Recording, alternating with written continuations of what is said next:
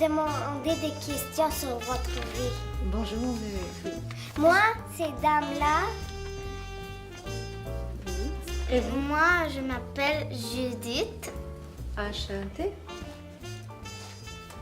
Et moi, je m'appelle Olga. La première question, c'est où faites-vous votre bénévolat? Je fais bénévolat avec des écoles de ma communauté. C'est la communauté grecque. Nous avons une école qui a maintenant plus que 100 ans d'existence.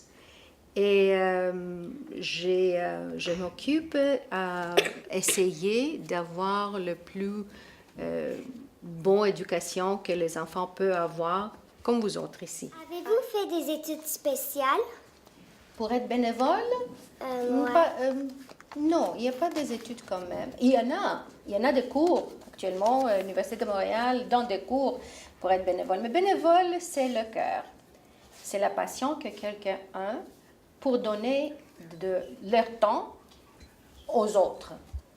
Alors, c'est une éducation qu'on gagne en faisant des choses. J'apprends plusieurs choses en faisant le bénévole. J'ai établi une fondation et pour établir les fondations, il faut être en contact avec le gouvernement, il faut être en contact avec le Revenu Canada, Québec. Tout ça implique des départements de choses nouvelles que quelqu'un peut apprendre au moment qu'on est engagé avec un ouvre bénévole. Mais c'est un métier, c'était pas un métier, c'est un travail de cœur, je peux dire. Comment pourrais-je moi aussi m'impliquer pour aider les autres? Est-ce que vous aidez de temps en temps vos amis ici à l'école, peut-être avec les devoirs, d'expliquer quelque chose? C'est de donner votre temps aux autres. C'est totalement naturel.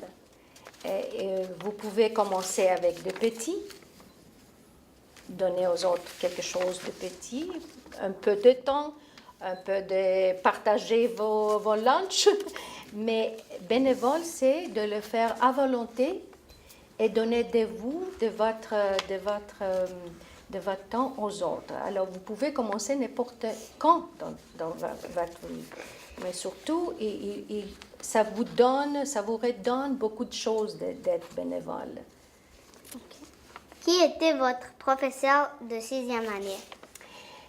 En 6e année, j'ai immigré de la Grèce ici à Montréal. Et c'était ma première enseignante à Montréal. Elle s'appelle Madame Rosen. Elle m'a aidé beaucoup parce que j'étais immigrant. Alors, elle m'a aidée, elle m'a placée à côté d'une autre fille qui était d'origine grecque. Et elle m'a aidée avec, à ce temps-là, c'était Berkeley, c'était une école anglaise. Elle m'a aidée avec l'anglais. Et ça m'a pris 1 an de m'établir au niveau de mon étape. Alors, à 7e année, parce que c'était jusqu'à 7e année l'école primaire ici à Berkeley, j'étais toute confortable avec tous les cours. Mais la première année que je suis venue, c'était assez difficile pour moi de m'établir.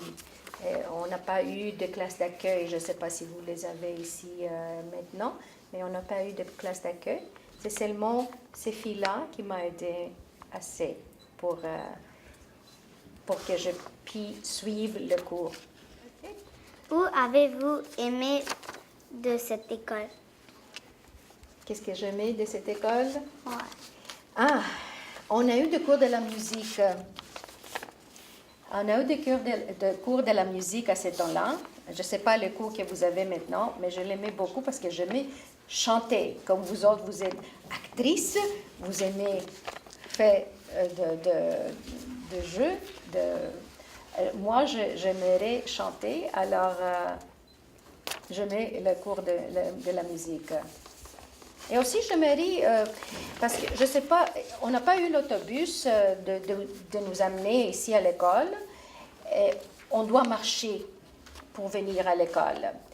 Alors, je marchais de Beaumont. Vous savez où ça se trouve, Beaumont, la rue Beaumont? Non. Sud de Jean Talon. Ah oui. OK. De la rue Beaumont jusqu'ici à Ball et Wiseman, où se trouve l'école. Et en route, je rencontre des amis qui viennent eux-mêmes à l'école. Alors, c'est un moment qui reste à mes mémoires, que c'était plaisant de venir à l'école avec des autres amis. Ah. Merci pour avoir répondu à nos questions. C'était mon plaisir. Merci, mademoiselle. J'espère que vous allez avoir une bonne